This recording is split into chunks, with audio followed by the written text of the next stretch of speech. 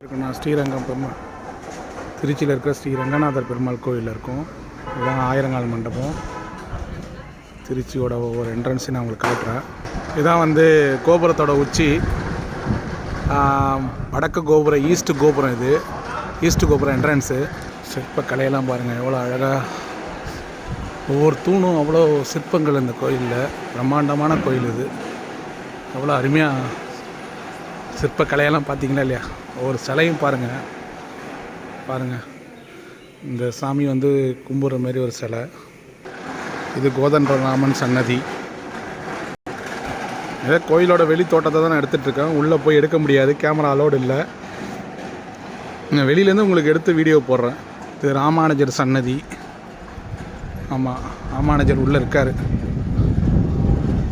இதாங்க இருக்கிறதுலே தமிழ்நாட்டில் பரப்பளவில் பெரிய கோயில்.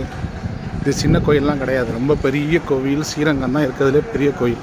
இது உள்ளே 10 ரூபாய்க்கு ஒரு மியூசியம் இருக்குது. 10 ரூபா என்ட்ரி கட்டணும். கோயில் அருங்காட்சியோட மியூசியம். இது கோயிலோட என்ட்ரி. உள்ளே போகிறோம். எல்லாம் உள்ள கோயிலோட உள்ளே இருக்கிற இடம். இது மூலவர் தரிசனத்துக்கான போகிறதுக்கான வழி. இப்படி தான் போகணும் வழி. பாருங்கள் கோயில் எவ்வளோ கூட்டம் வந்துருச்சு பாருங்கள். நம்ம நினைக்கிற மாதிரிலாம் கிடையாது. கோயில் பயங்கர கூட்டமான இருக்கும். தாயார் சன்னதி, வெங்கவெளி தாயார் சன்னதி.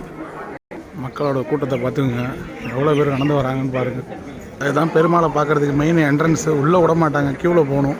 இப்போ நான் உங்களுக்கு அந்த வெளி என்ட்ரன்ஸ்லேருந்து காட்டுறேன் கோயிலுக்கு போகிற வழியை. இதுதான் பெருமாள் சன்னதி என்ட்ரன்ஸு.